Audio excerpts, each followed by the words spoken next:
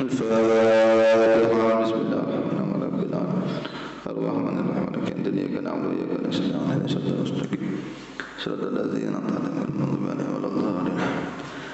بسم الله الرحمن الرحيم اللهم إنا نطلب بقلب الله وما شاء الله ولا إله إلا الله محمد رسول الله صلى الله عليه وآله وسلم سمعه وعلى بالله العلي العظيم أحاط بنا بسم الله الرحمن الرحيم الحمد لله رب العالمين الرحمن الرحيم مالك يوم الدين إياك نعبد وإياك نستعين اهدنا الصراط المستقيم صراط الذين أنعمت عليهم غير المغضوب عليهم ولا الضالين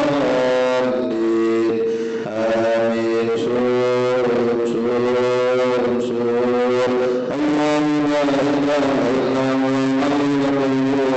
لا تأخذه سنة ولا نوم له ما في السماوات وما في الأرض الذي لا يشفع عنده إلا بإذنه يعلم ما بين أيديهم وما خلفهم ولا يحيطون بشيء من علمه إلا بما شاء وسع كرسيه السماوات والأرض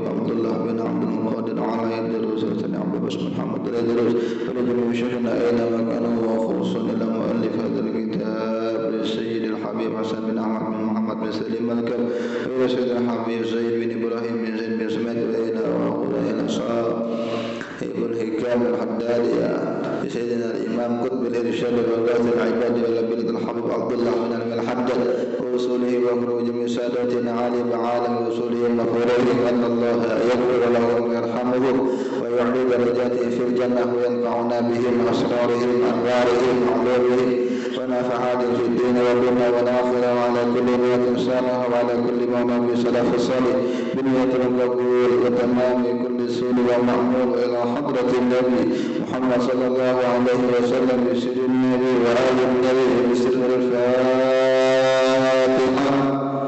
بسم الله الرحمن الرحيم الحمد لله رب العالمين الرحمن الرحيم مالك يوم الدين إياك نعبد وإياك نستعين اهدنا الصراط المستقيم صراط الذين أنعمت عليهم غير المغضوب عليهم ولا الضالين آمين.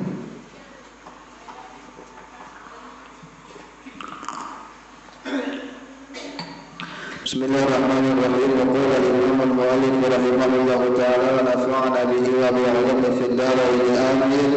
Babu sujud sahwi. Alhamdulillah bi ni'matillah. Minggu yang lalu kita membahas masalah yang membatalkan sembahyang dan pembahasan itu sudah habis. Kemudian kita masuk kepada bab yang baru, yaitu bab tentang sujud sahwi. Sujud sahwi ini secara bahasa artinya lupa. Apa hukumnya? Sunnah. Jadi kalau ada kelupaan dalam sholat, maka diganti dengan sujud sahwi. Sujud sahwi hukumnya sunnah, fala yakun wajiban illa fi halatin wahidatin, dan tidak menjadi wajib kecuali pada satu keadaan, yaitu sujudnya makmum untuk mengikuti imamnya. Fa illam yutabi'hu batala sholatuhu, kalau tidak mengikut kepada imamnya maka batal sholatnya. Sujud sahwi hukumnya sunnah. Kalau kita ada melakukan kesalahan di dalam sholat, kealpaan di dalam sholat, maka ditambah dengan sujud sahwi, dan hukumnya sunnah. Tapi bagi makmum yang berjamaah, maka hukumnya wajib mengikuti imam. Kalau imamnya sujud sahwi, makmumnya tidak mau ikut, fa illam yutabi'hu, jika tidak ikut makmum kepada imamnya, batalat sholatuhu, maka batal sembahyangnya. Di mana tempatnya? Ba'da tasyahudil akhir wa qabla salam. Tempatnya sujud sahwi itu setelah tasyahud akhir dan sebelum salam. Wa yabutu bisalami, dan lepaslah kesunahan sujud sahwi kalau sudah salam, kecuali ada satu keadaan, maka dia boleh sujud sahwi sekalipun sudah salam, tapi dengan 3 syarat. Kalau 3 syarat itu terpenuhi, maka salamnya yang pertama tadi dianggap tidak sah dan diulangi lagi salamnya yang kedua kalinya. Jadi sujud sahwi itu di mana sujudnya? Sujud sahwi itu ketika sebelum salam. Fil alamina innaka hamidum majid. Sujud kita, sujudnya sama kayak sujud dalam sholat, 2 kali sujud, dan di tengah sujud ada duduk di antara 2 sujud. Bagaimana posisi kaki? Posisi kaki seperti sujud tasyahud awal. Kalau kita memang mau sujud sahwi, kita ini misalnya lupa berkurut, nanti kita akan sebutkan apa saja yang menyebabkan kita sujud sahwi. Tapi duduknya itu duduk tasahud awal. Misalnya kita sudah sujud terakhir, cuma kita hendak sujud sahwi, maka jangan duduk nang kayak orang tahiyat akhir. Duduknya seperti orang tahiyat awal. Biar aja lagi. Duduk sampai fil alamina innaka hamidum majid, baru sujud. Sujud, kemudian nanti doanya akan kita bahas. Baru duduk di antara dua sujud, baru sujud lagi, baru tawarruk. Baru nanti ini duduk terakhir. Selesai, baru salam. Assalamualaikum warahmatullahi wabarakatuh. Assalamualaikum warahmatullahi wabarakatuh. Yang gitu duduknya sujud sahwi. Kita nih biasanya ada yang kada ingat bukunut sahwi kalau dalam Syafi'iyah. Ragu-ragu dalam sembahyang 3 ke 4 kita mengambil yang sedikit, maka yakinkan itu 3, maka tambah lagi 1 sujud sahwi. Dan beberapa sebab karena kita sebutkan sebab-sebab sujud sahwi, tapi kayak itu caranya. Duduk sujud sahwi itu terletak sebelum salam fil alamina innaka hamidum majid, lalu sujud. Tapi kalau sebelum sujud, ini kan memang tahiyat akhir, cuma duduknya jangan tahiyat akhir, duduknya tetap tahiyat awal. Jadi habis sujud terakhir dalam sholat rakaat keempat atau rakaat kedua, itu jangan duduk tawarruk, duduknya duduk nang tahiyat awal, iftirash. Karena hanya sujud, selesai sujud yang kedua dari sujud sahwi, baru duduk tawarruk. Dan kada perlu lagi baca tahiyat, langsung assalamualaikum warahmatullahi, assalamualaikum warahmatullahi. Itu sujud sahwi. Kalau sudah salam, lepas sudah kesunahannya. Tetapi ada satu keadaan yang masih boleh ini sujud sahwi. Assalamualaikum warahmatullahi, assalamualaikum warahmatullahi. Aku tadi ini kada kunut nih. Atau tertambah berapa kayaknya 4-5 rakaat kayaknya nih. Tapi sudah selesai salam, maka masih boleh sujud sahwi. Tapi dengan 3 syarat dia boleh sujud. Pertama, dia memang lupa, kada ingat nih kalau belum sujud sahwi. Sudah kada ingat sujud, kada ingat lagi sujud sahwi. Kalau sengaja assalamualaikumnya ingat aja nih, ingat pada belum kunut tetap salam, maka kada boleh lagi sujud sahwi. Jadi syarat yang pertama, dia memang ketika salam itu lupa melakukan sujud sahwi. Harusnya sebelum salam sujud sahwi kalau ada kelupaan. Itu yang pertama. Yang kedua, dari salam dan sujud sahwi itu tidak panjang masanya. Tidak panjang masanya. Assalamualaikum warahmatullahi, assalamualaikum warahmatullahi. Belum lagi pandir-pandir dengan orang. Masih sebentar. Aduh, kayaknya akunnya udah gak ingat, lupa nih kayaknya nih. Maka kalau masanya belum lama, maka boleh sujudnya. Tapi jaraknya jangan terlalu lama. Seberapa lamanya terserah dia aja. Yang penting jangan terlalu lama. Kalau dirasa sudah lama, sudah ke dapur, udah ke WC, udah lama sudah itu. Ini masih di tempat, masih di wadah duduk lah. Gitu. Hanya membaca Allahumma antassalam wa minkas salam, tadi kayaknya kadang sujud lagi. Yang ketiga syaratnya, dia tidak melakukan sesuatu yang membatalkan sholat. Kalau sudah berkantun, habis salam, assalamualaikum warahmatullahi wabarakatuh, berkantun, maka kada boleh lagi sujud sahwi. Tapi kalau 3 syaratnya terpenuhi, pertama memang tidak ingat. Yang kedua, tidak panjang jaraknya antara salam dengan sujud sahwinya itu. Yang ketiga, tidak ada melakukan hal-hal yang membatalkan sholat, maka boleh sujud sahwi lagi walaupun sudah salam. Tetapi setelah sujud sahwi diwajibkan lagi salam. Kenapa? Salam yang tadi itu dianggap karena dianggap sujud sahwi. Bagaimana caranya? sujudnya 2 kali seperti sujudnya sholat,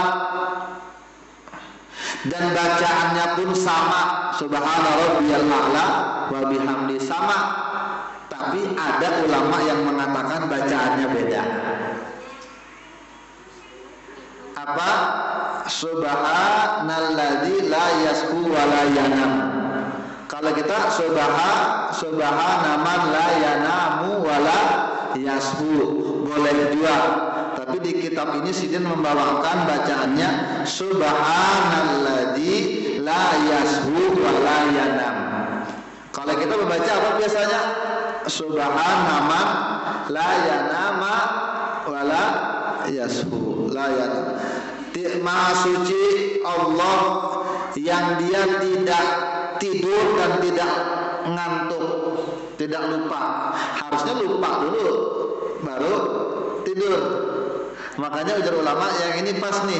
Ini susunannya subhanalladzi, maha suci zat Allah yang tidak lupa dan tidak tidur. Subhanalladzi la yashu wa la yanam.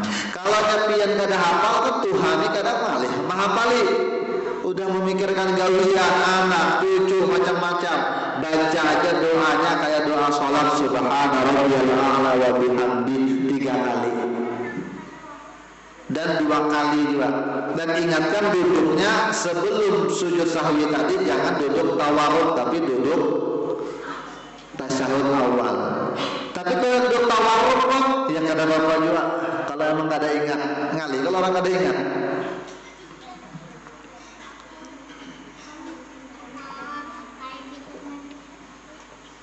Apa faedahnya? Manfaatnya apa sujud sahwi? Fungsinya jabarul khalal, dia menutupi yang kurang, menutupi kekurangan. Berarti sama seperti zakat fitrah. Tapi zakat fitrah kan wajib, tapi ini sunnah. Dia menutupi kekurangan di dalam sholat. Kan kada enak kalaunya ada bangunan tapi temboknya bolong, kurang 3 bata, dibiarkan aja, rasanya kurang rasanya. Maka untuk bagusnya tembok itu tutupi dengan batu bata plester lagi.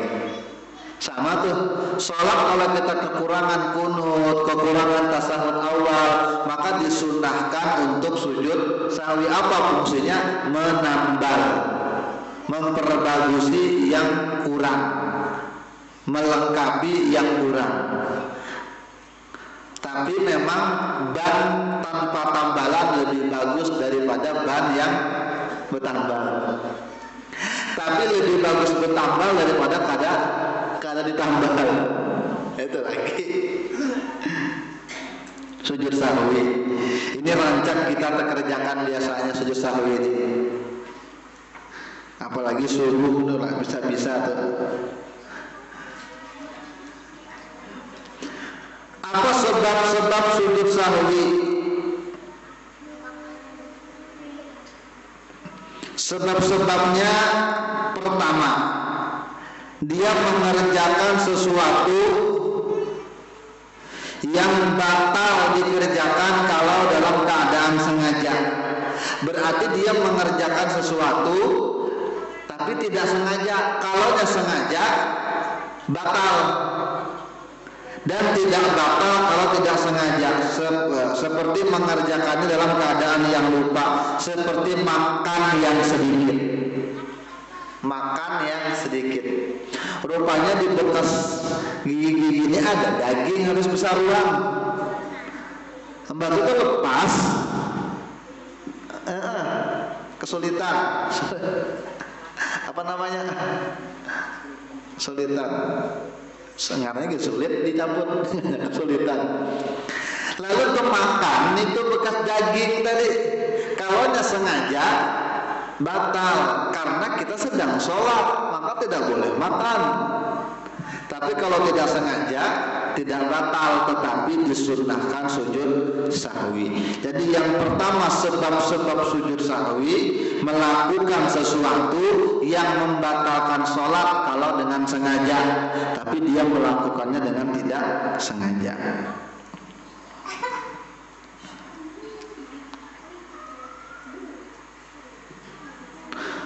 Apalagi makan, bepandir dan lain sebagainya. Makan, bicara, itu kan membatalkan sholat. Tapi kalau tidak sengaja tidak apa-apa.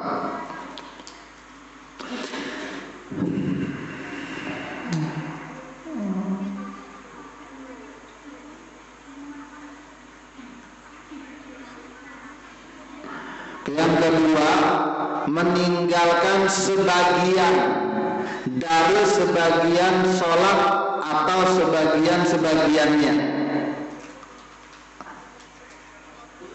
Tarku min ab'ad, meninggalkan sebagian dari sunnah ab'ad, meninggalkan sebagian dari sunnah ab'ad dalam sholat atau sebagiannya dari sebagian ab'ad.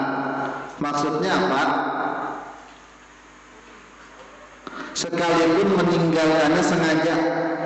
Ada 3 hal di dalam sholat itu yang hukumnya sunnah ab'ad, artinya sunnah yang sangat ditekankan bahkan mendekati rukun. Yang pertama adalah tasyahud awal,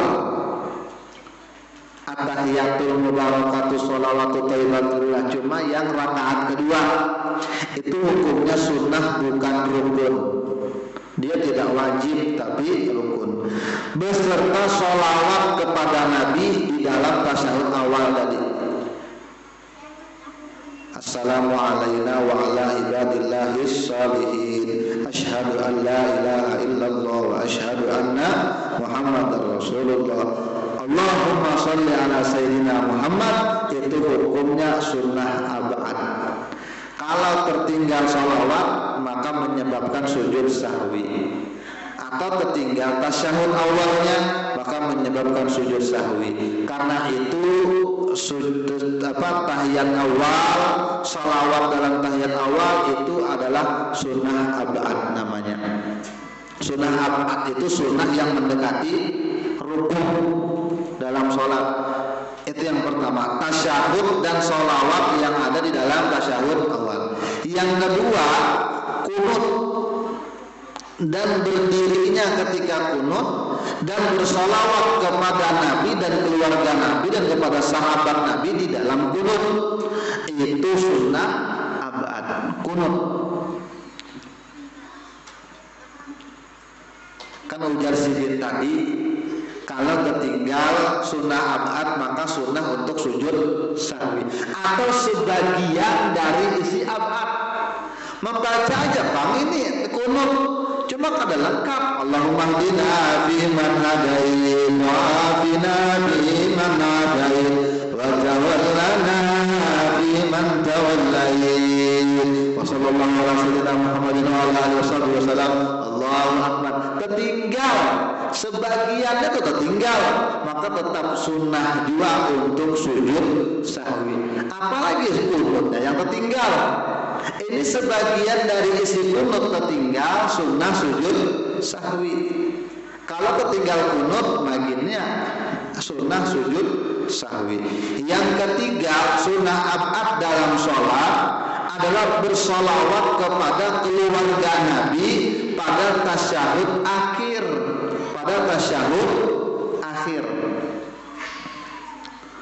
Tapi kalau salawat kepada Nabi itu wajib ketika tasyahud akhir. Tapi ini kepada keluarga Nabi, maka hukumnya sunnah ab'ad. Sunnah ab'ad ini mirip dengan sunnah mu'akkad. Tapi kalau sunnah mu'akkad kan di luar sholat, ini di dalam sholat sunnah ab'ad. Ini ada kasus. Fa'idhan naqalal fatihata awil tasyahud al-akhir awil salata ala nabi sallallahu alaihi wasallam sunnah lahu sujudus sahwi. Kalau kepindah fatihah atau kepindah tasyahud akhir atau sholawat Nabi, maka ingat sunnah sujud sahwi. Bisa-bisanya tahiyat akhirnya baca Fatihah, mungkin pikiran kemana-mana.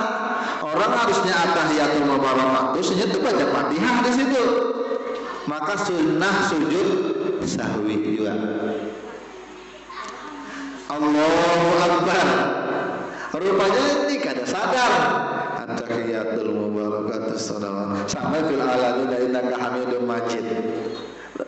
Tidak ingat ini dibaca di tahiyat, dibaca di berdiri atau baca Fatihah di waktu duduk, maka sujud sahwi sunnah hukumnya. Tapi kalau memindahkan takbiratul ihram atau salam batal. Ini mengangkat, kita ulangilah pelajaran yang beberapa minggu lalu. Ini mengangkat takbir itu, mengangkat tangannya sunnah, tapi Allahu Akbarnya wajib. Mengangkat tangan, orang tuh kalau ada mengangkat tangan datang sembahyang langsung Allahu Akbar, sah aja, tapi ini karena dapat pahala sunnah. Yang wajib memang Allahu Akbarnya. Jadi ketika dikatakan takbiratul ihram itu bukan takbirnya, tapi ketika disambat orang takbiratul ihram berarti kalimat takbir ihramnya itu Allahu Akbarnya. Tapi kalau gerakannya itu sunnah. Dan itu pun beda-beda orang, ada yang di telinga, ada yang di bahu, ada yang di perut, ada yang di kepala, gitu. Gak ada apa-apa. Yang penting ada dalilnya ya. Siapa yang diumpati? Kalau kita mengumpati mazhab Imam Syafi'i. Kenapa kadang mau ikuti Quran dan Sunnah aja ya? Kenapa harus pakai mazhab? Karena Imam Syafi'i itu lebih paham tentang Quran dan Sunnah ketimbang kita. Kita ini bisa aja bang bawa mobil misalnya atau bawa mobil ke Banjar, tapi kalau belum lihai mesti tabrakan. Lebih baik ikut dengan orang yang lihai. Kita ini bisa aja bang baca Quran, tafsirnya tahu aja, cuma tidak sepaham dengan Imam Syafi'i itu pahaman kuat. Jadi ikut Imam Syafi'i sama hukumnya dengan ikut Quran dan Sunnah. Jadi jangan terkecoh dengan sebagian orang, kita kadang perlu lagi bermadhab, kita harus Quran dan Sunnah aja. Iya, pemahaman ikam jujur kada gitu. Kalau ikut dengan pemahaman Imam Syafi'i dijamin. Kenapa? Karena diakui oleh banyak ulama dunia, bahkan diakui kesalehannya, kepintarannya, kecerdasannya, itu diakui Imam Syafi'i. Umur 7 tahun hafal Quran Imam Syafi'i. Karena sesekali kita nih mahaul Imam Syafi'i, karena pernah kita mahaul bermenakib Imam Syafi'i. Karena kalau memang tekana tangga ini bisa kita kena baca menakib Imam Syafi'i. Karena imam kita dalam fikih. Karena hakikat itu kadang mungkin bisa bagus tanpa syariat. Kita hendak melihat buah semangka itu bagus atau ada isinya melalui kulitnya. Orang tuh hendak dinilai baguskah hakikat makrifatnya, maka dilihat dengan syariatnya. Maka syariat menentukan hakikat.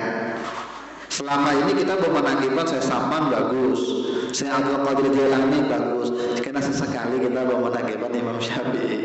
Nah, Imam Syafi'i ini umur 7 tahun sudah hafal Quran. 7 tahun hafal Quran. Kita 7 tahun masih belum bisa baca Quran. Imam Syafi'i ini umur 9 tahun kalau ada khilaf atau 11 tahun. 9 tahun sudah khatam, sudah tamat hafal, sudah hafal kitab Imam Malik, bernama kitab Muwatta. Kitab Muwatta itu yang gini tebalnya, mungkin lebih tebal lagi pada ini. Iya, hafal di umur 9 tahun Imam Syafi'i. Kalau kita mungkin belajar aja kada pernah Muwatta itu, sibuk bukan lagi belajar, hafal Quran sudah hafal, tambah lagi hafal kitab Muwatta.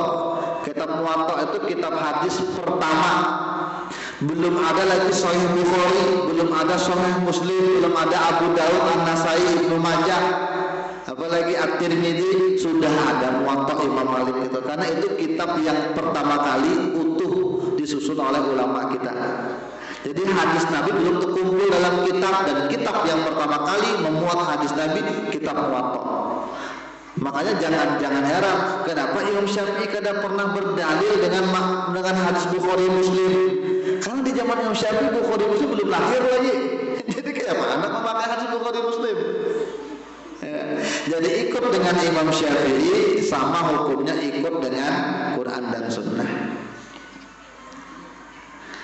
Jadi kalau terpindah Fatihah ke tahiyat, tahiyat ke Fatihah, maka sunnah juga sujud sahwi. Ya, terpindah rukun qauli kepada bukan bertempatnya. Terpindah rukun qauli bukan pada tempatnya. Tahiyat dibaca di berdiri, baca Fatihah baca di tahiyat. Tukar lagi itu, atau satu aja, tukar satu aja. Kada ingat, mungkin lagi sedih kah, lagi terlalu gembira kah, baca tahiyat, baca Fatihah bisa ya, kayak itu dulu saja. Mungkin pikiran lagi kosong, terbaca Fatihah lagi tahiyat, maka sunnah hukumnya sujud sahwi. Tapi kalau selain Fatihah dengan tahiyat itu kada sunnah sujud sahwi. Membaca dzikir subhana rabbiyal a'la dibaca di ruku, subhana rabbiyal azim wa bihamdihi ruku dibaca di sujud, itu tidak menyebabkan sujud sahwi. Ini terpindah rukun qauli. Jadi itu yang ketiga, terpindah rukun qauli. Jadi yang pertama tadi yang menyebabkan sujud sahwi, mengulangi melakukan sesuatu yang membatalkan sholat kalau dengan sengaja. Cuma ini kada sengaja, makan, minum dan lain sebagainya. Yang kedua, meninggalkan sunnah ab'ad, kunut, tasyahud awal dan sholawat kepada Nabi, atau sebagian dari isi sunnah ab'ad. Yang kedua. Yang ketiga, terpindah rukun qauli. Fatihah itu berdiri dibaca di tahiyat, maka itu juga menyebabkan sujud sahwi. Yang keempat, terjadinya rukun fi'li tapi ada kemungkinan tetap dah. Harusnya zuhur itu 4 rakaat, inya 5 rakaat. Kenapa ragu-ragu? Ketika di sujud keempat lalu ragu, aku nih 4 ke 3 ya, 4 ke 3, maka ambil yang lebih yakin, yaitu 3. Kadang mungkin kurang, kadang ada lebih. Nah, ketika ada kemungkinan lebih, maka sunnah sujud sahwi. Kan bisa jadi kita, apalagi nih kalau sembahyang sendirian, tidak berjamaah, itu rentan sekali lupa rakaat. 2 ke 3 ya sudah ya, 2 ke 3, maka ambil yang 2 yang bilangannya lebih kecil, karena lebih yakin, karena kadang mungkin kurang. Kalau kita ambil yang 2 atau yang 3, yang ada lebih, tapi lebih ini kan cuma kemungkinan karena kita lupa, maka ketika itu sunnah sujud sahwi.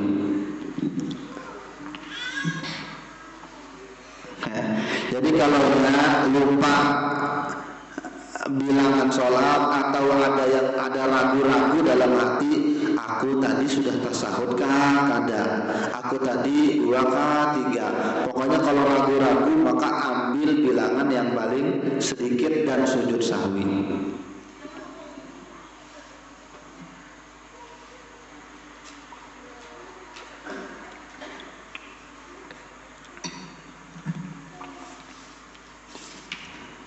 Ada banyak masalah dalam sujud sahwi ini. Di antara yang penting kita bahas adalah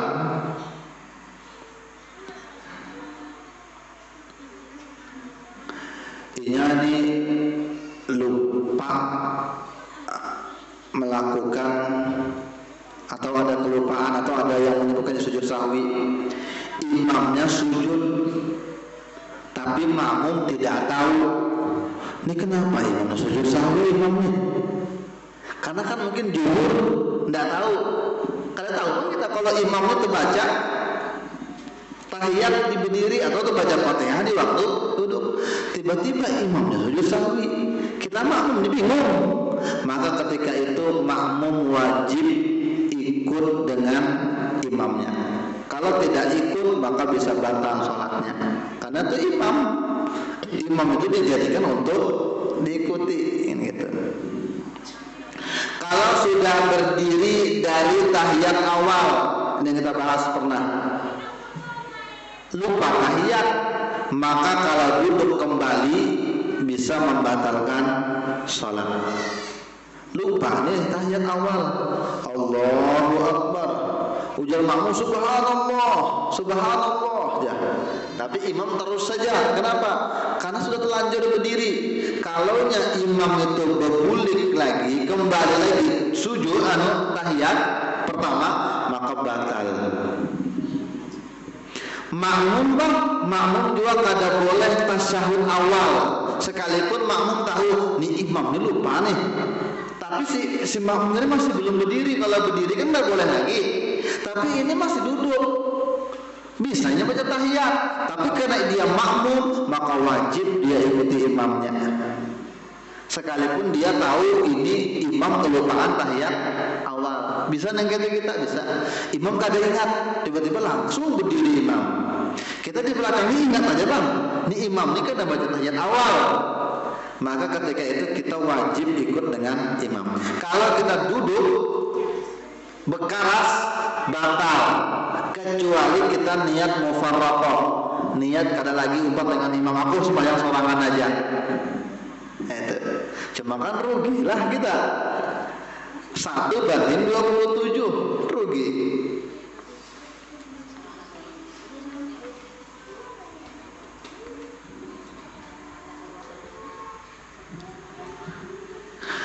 Tapi kalau imamnya tidak sujud sahwi, imamnya lupa nih tadi kan, tiba-tiba ini kada sujud sahwi, habis salam makmum boleh sujud sahwi sendirian, kada batal karena udah selesai sholat. Jadi imam assalamualaikum warahmatullah, assalamualaikum warahmatullah, maka imam tadi ini kada ingat tahiyat awal, kada juga sujud sahwi, maka si makmum boleh sujud sahwi setelah selesai salam. Atau ketika belum salam ya boleh aja, karena ini sudah selesai. Jadi kita kada dianggap berlawanan dengan imam, kita kada dianggap keluar dari imam. Karena kalau kita masih dalam keadaan berjamaah, kita keluar batal. Sama ibaratnya kita naik mobil, si lagi asik berjalan, loncat keluar, mati kita. Tapi kalau sudah berhenti, terserah lagi, gitu.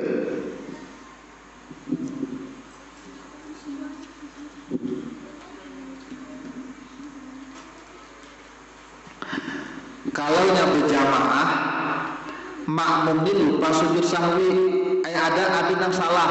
Kan tadi baca kada boleh kalau memindahkan rukun qauli ke lain. Kita imam tahiyat, kita baca Fatihah di dalam tahiyat, maka kita kada boleh sujud sahwi kalau imam kada sujud. Di sini katakan kalau sujud sahwi bagi makmum, wajiblah bagi makmum mengikuti imamnya di dalam sujud sahwi, dan tidak boleh sujud bagi makmum karena lupa dirinya sendiri. Dan hanya saja sujud apabila lupa imamnya, walam yasjud, dan imamnya tidak sujud, dia boleh. Fayasjudul makmum huna li sahwi imami ba'da salam. Tapi setelah salamnya si imam. Iya betul lah yang disampaikan tadi. Imamnya tidak ingat, sudah tidak ingat tahiyat, tidak ingat lagi sujud sahwi, maka kita boleh sujud sahwi setelah imam salam.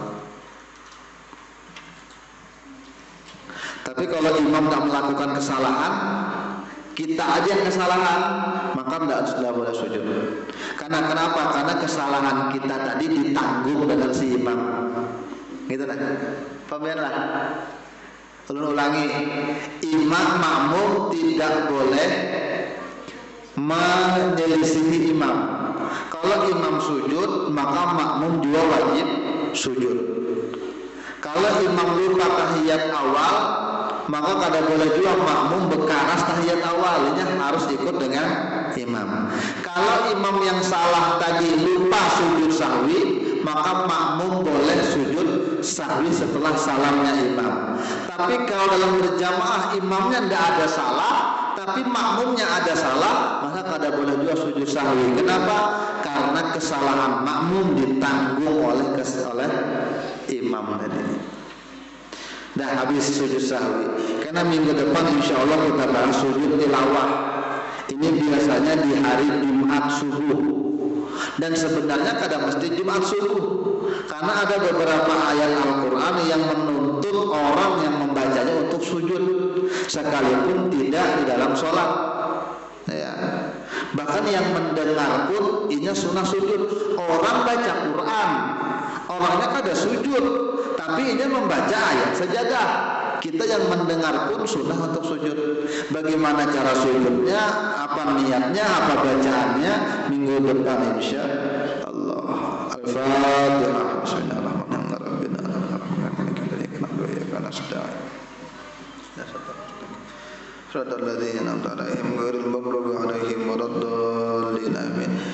Bismillahirrahmanirrahim. Qala al-Imam Abdullah bin Alawi al-Haddad rahimahullah ta'ala wa nafa'ana bihi wa bi ulumihi fid dharain. Amin. Amin. Mana ya terakhir?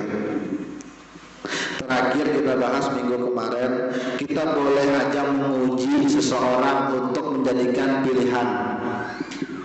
Boleh menguji kalau kita hendak berguru, tapi jangan berguru dulu ketulahan. Kita hendak memilih guru, mau mencari guru spiritual. Kita uji dulu, si ini alim kada masalah syariat. Karena syariat itu yang diukur. Kalau syariatnya kada beres, sudah hakikatnya jangan dipakai. Karena kalau kulitnya buruk, isinya pasti buruk. Boleh. Atau mau ngetes calon suami, calon istri yang memang belum kejadian, tes. Karena kada bakal terlihat kualitas sebelum ada tes atau teman dan sebagainya. Yang berikutnya kata Imam Haddad, la tashab illa man tastati'ul qiyama bi huquqihi. Jangan kamu berteman kecuali kepada orang yang kamu sanggup untuk menunaikan hak-hak dirinya.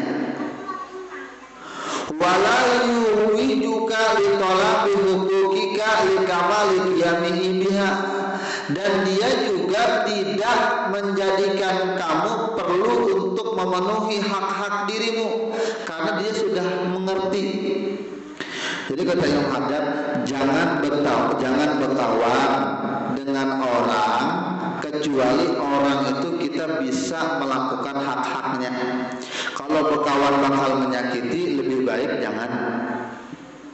Kalau berkawan bakal menyakiti, lebih baik jangan. Makanya ulama-ulama kita dulu ada yang berkhalwat. Berkhalwat itu bukan tujuannya supaya menghindari kesalahan orang lain. Nah itu terbalik.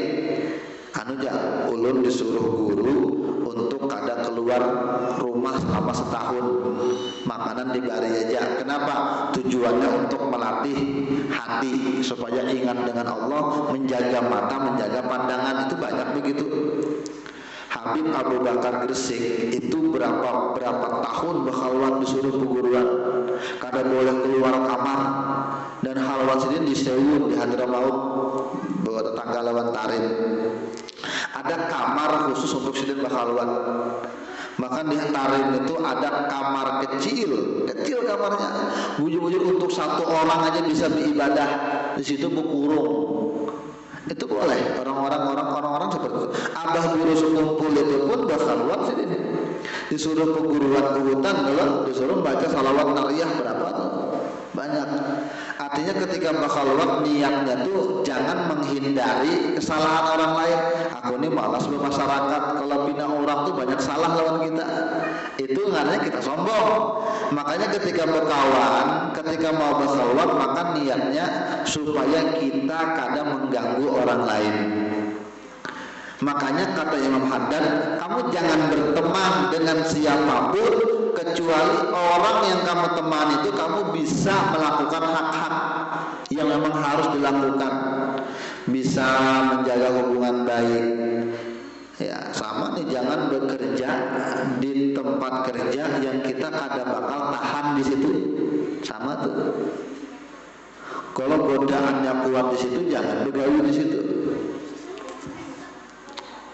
Apa misalnya berdakwah di diskotik, boleh aja. Berdakwah di diskotik boleh. Berdakwah di gereja boleh aja. Gus Dur pun berceramah di gereja. Ujar orang, kenapa Gus Bian masuk gereja? Gus Dur, kalau ada kita yang memberitahu, siapa yang memberitahuinya? Aku ke situ memberi, bukan mengambil. Beda kalau orang hadir di gereja, beda. Sekedar hadir aja itu namanya mengambil ampun orang. Ini aku memberi di situ. Aku menjelaskan Islam tentang itu. Dan memang di situ jadi pegawainya banyak di orang Islam, satpamnya Islam. Jadi itu yang aku ceramahin. Boleh, tapi kalau ada kuat jangan. Berceramah di diskotik boleh, tapi kalau bakal tergoda jangan. Berkawan itu kata Sidin, jangan berteman kecuali kamu bisa menjaga hak-hak dirinya. Dan orang itu pun tidak menuntut kamu untuk menunaikan haknya. Kenapa? Karena dia sudah pintar aja.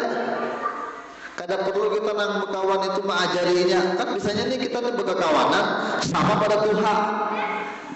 Kalau kita tuh kada pengertian, jangan berkawan dengan orang berarti tersinggung. Itu sama tuh. Kawan itu penyinggungan benar. Kita ini berpanggil bukan menyinggunginya, sedikit-sedikit tersinggung, sedikit-sedikit tersinggung. Kita ini muntung kita roha. Apa roha ya bahasanya ya? Kalau bahasa Arabnya sarsareh ya kan? Kalau bahasa Banjarnya roha. Bahasa Indonesianya ember, ya kan? Mulut tuh ember, suruh ngomong tuh kada betata, kada bercaca, gitu, kada betata, sembarangan ngomong. Dan kita tahu kawan penyinggungan, maka jangan berkawan kita dengan itu. Kalau bila kita menyakiti hatinya, ini gitu. Itu maknanya di antara maknanya.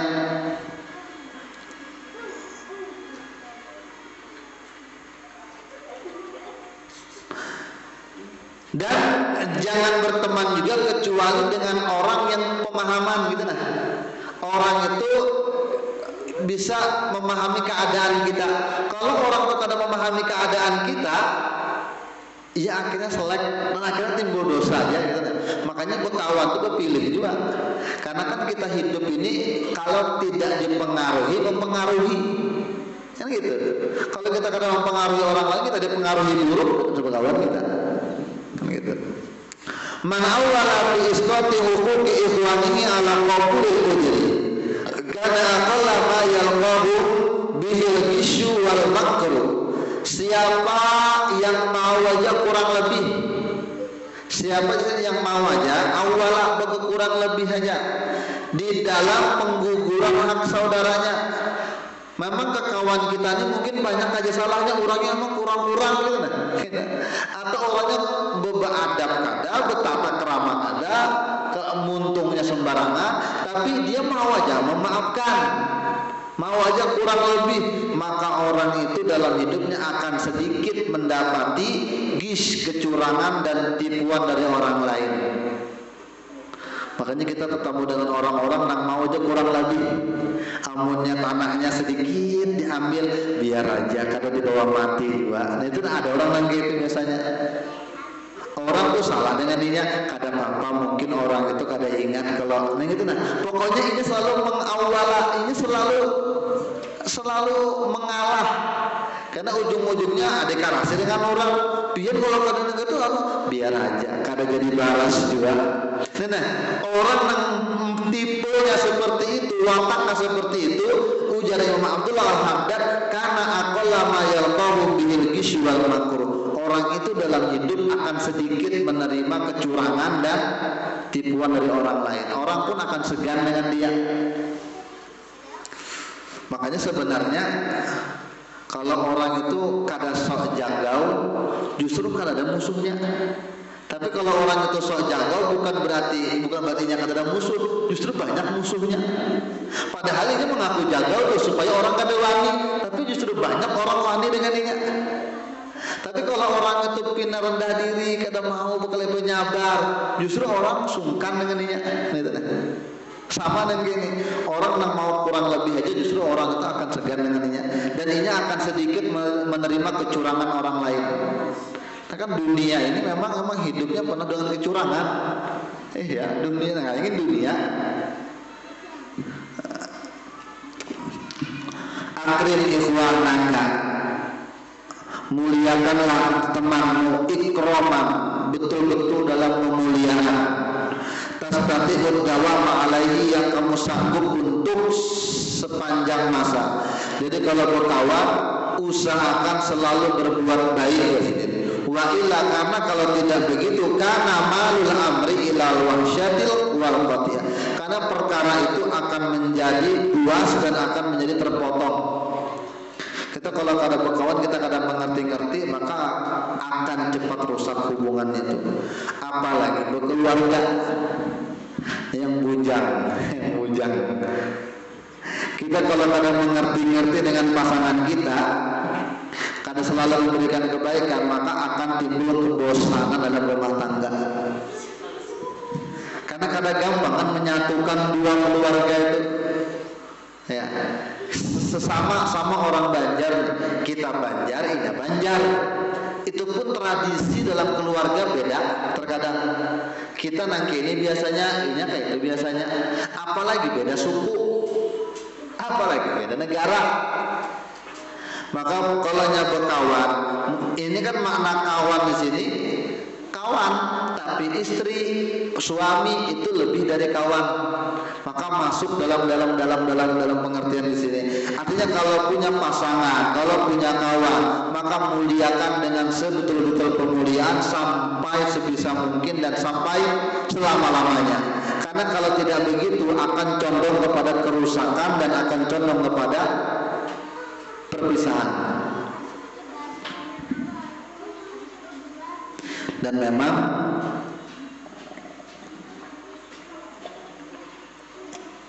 banyak orang yang mengatakan, dan kita pun merasakan, hubungan itu memang 3 tahun di awal itu memang penuh dengan lika-liku. Atau ada yang mengatakan 5 tahun. Amun lewat 5 tahun, insya Allah saling mengerti bisa sudah tuh. Amunnya memang ada masalah, memang di antara satu keduanya ada yang bujur-bujur balak biasanya, yang bujur sumat berkelahi, semaka 10 tahun lebih sudah. Berarti ada yang pengarasan. Tapi memang kita dituntut untuk selalu berbuat baik dengan pasangan, dengan kawan pun begitu. Udah Imam Haddad, at-ta'wilu ala darbaini. Nah ini penting nih. Ini penting. Ta'wil itu ada 2 macam. Ta'wil ada 2 macam. Tapi ta'wil ini ketinggian pembahasannya. Kenapa ya? Ta'wil ini bahasa sederhananya berpaham. Yang bukan Banjar paham lah. Paham lah Om. Kutai. Berpaham. Apa? Sesuatu itu sebenarnya tidak masuk di akal, tapi kita coba untuk memahami dengan cara yang lain. Itu namanya ta'wil. Secara sederhana gitu ta'wil itu. Contoh dan ta'wil itu ada 2 macam. Salah satunya menunjukkan atas kesempurnaan dan itu akan menghantar kepada pemahaman, dan yang satunya lagi itu itu akan kekurangan. Yang pertama itu banyak dalam Quran dan Sunnah, maka ta'wil itu akan menghantarkan kepada kesempurnaan. Yang kedua adalah ta'wil untuk membenarkan keadaannya sebenar-benarnya supaya tidak menjadi kesalahan, dan itu menunjukkan atas kekurangan. Fakullu syai'in, maka setiap guru, nah ini penting, setiap guru itu perlu untuk didekati tapi dengan cara takwil yang kedua. Dan memang itu menunjukkan manusia punya kekurangan, tapi harus ditakwil. Kita lalu paham-paham. Contoh yang pertama sebetulnya. Yang kedua ini alal wajisanya layak malu tidak tidak sempurna ikutan dengannya, karena bahwasanya takwil tidaklah menghasilkan kesempurnaan yang kedua, dan dia hanya menolak kekurangan. Oke. Takwil itu ada dua. Yang terakhir, takwil ada dua. Takwil itu secara bahasa sederhananya kita berpaham-paham dan mencoba memahami supaya kada salah, dan itu banyak terjadi di Quran. Kalau orang kada paham masalah ini sesat tidak. Kalau ia berani ceramah maka sesat menyesatkan. Apa contohnya?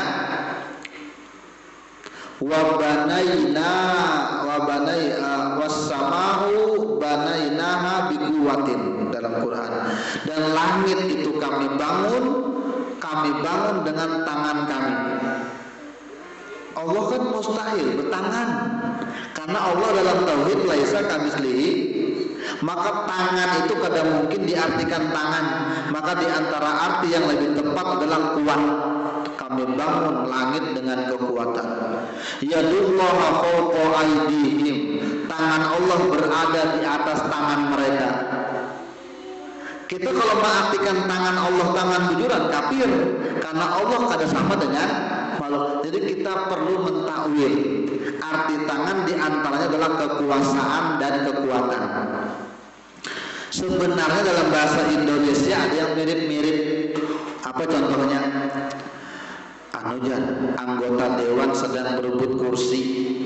Anggota dewan sedang berebut kursi. Ini berani habis jutaan bahkan ratusan juta untuk memperebutkan kursi. Kalau kita pahami kursi itu bujur-bujur kursi, bungul benar. Kenapa? Karena apa? Habis duit puluhan juta, ratusan juta untuk merebutkan kursi. Beli aja masing-masing kursinya. Tapi kursi di situ artinya kekuasaan, berbagi porsi jabatan. Nah dalam Quran banyak yang kayak itu. Apa dalam surah Ar-Rahman?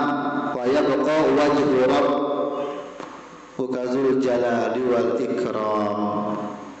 Kullu syai'in halikun illa wajhah. Semua itu akan binasa kecuali wajahnya Allah. Kalau Allah berwajah, kada boleh.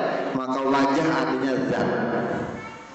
Itu takwil yang pertama, dan itu banyak orang salah itu, khususnya di bubuhan sudalah, lalu mengarasi ke kita. Allah itu di atas, ya di atas aras, maka bisa Allah di atas. Di atas itu arah. Di atas itu arah. Sedangkan tempat kan itu dalam sejadah summastawa 'alal arsy atau ar-rahmanu 'ala arsyistawa. Allah beristiwa 'alal arsy. Lalu dipadankannya Allah itu di langit. Apa hukumnya dalam akidah Ahlus Sunnah wal Jamaah menyambat Allah di langit? Kafir hukumnya. Kenapa? Karena kalau Allah di langit berarti Allah butuh dengan tempat. Sedangkan tempat adalah makhluk ciptaannya, berarti Allah berhajat kepada makhluknya. Setiap yang berhajat kepada makhluk maka kada kuasanya. Maka Allah tidak perlu dengan tempat dan tidak perlu dengan arah, karena Allah sudah ada sebelum adanya tempat. Jadi ketika kita katakan Allah di atas langit maka sesat. Kenapa? Kada bisa Allah di atas langit, berarti Allah perlu dengan langit untuk berdiam. Kada bisa itu namanya Allah berhajat dengan makhluk, dan itu mustahil dalam akidah tauhid kita. Itu takwil yang pertama. Maka mentakwil itu kata Imam Haddad akan menghantarkan kepada kesempurnaan pemahaman supaya kada sesat. Yang kedua, yang perlu ditakwil itu adalah ihwalnya orang alim, guruan kita yang bujur-bujur alim. Tapi ini yang bujur-bujur alim, sekedar aliman aja mungkin menjadi dasar bujur salah. Ini alim luar biasa, tapi kenapa di pandangan mata kita ada melakukan kesalahan? Maka kita yang murid mengalihkan kepada pentakwilan. Mungkin sidina kayak itu, mungkin gitu, mungkin kita belum sampai ilmu kita, mungkin itu takwil. Tapi sebenarnya itu menunjukkan manusia itu ada kurangnya, tapi itu menyelamatkan kita. Karena bisa ketulahan dengan keguruan. Kenapa jar guru tuh nang gitu? Gitu. Kalau dalam ilmu tasawuf kita nang takwil, kita pintar-pintar mentakwilkan guru. Kenapa guru nang gitu? Kenapa jar abah guru sebelum itu merokok? Lalu ada yang mentakwil sidin kasab, kada bang. Itu artinya bagi sidin rokok itu kada haram. Selesai sudah kemana? Jadi ditakwil. Misalnya apa yo? Misalnya apa? Kita carikan kasusnya lah, biar nyaman kita pahami.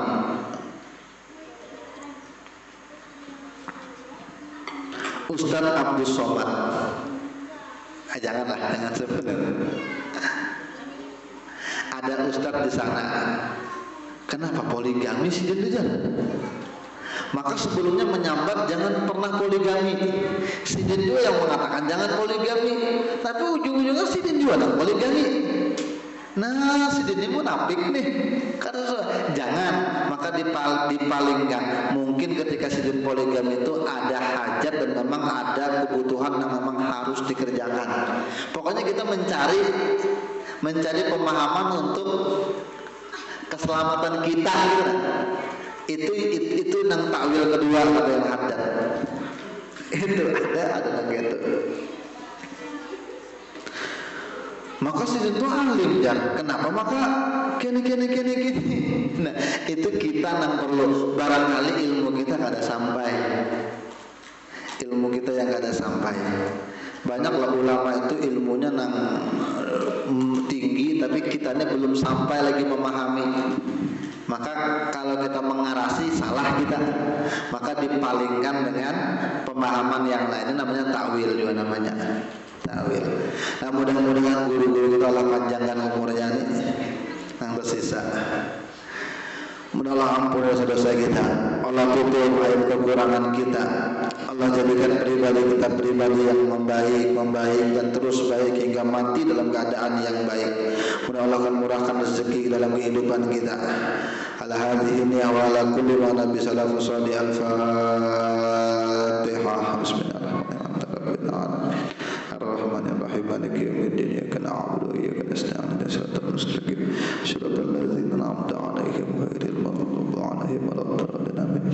Amin ya Allah arhamar rahimin. Alhamdulillahirabbil alamin wassalatu wassalamu ala asyrafil anbiya'i wal mursalin sayyidina maulana Muhammadin wa ala alihi wa sahbihi wa barik wa sallim ajma'in. Allahumma faqihna fid din wa 'allimna at-ta'wil waj'alna min ahli al-ilmi wal 'amal waj'alna min 'ibadikas salihin. Ya Fatah ya Alim iftah 'alaina futuh wal munuh wal rusukh bil 'ilmi wal yaqin wa anta khairul fatihin. Allahumma astur 'uyuba mu'allimina wa la tudhib barakata 'ulumihim 'anna. Rabbana atina fid dunya hasanah wa fil akhirati hasanah wa qina 'adzabannar. Wa sallallahu ala sayyidina Muhammadin wa ala alihi wa sahbihi wa sallam. Alhamdulillahi rabbil alamin. Subhanakallahumma wa bihamdika asyhadu an la ilaha illa anta astaghfiruka wa atubu ilaik. Taqabbalallahu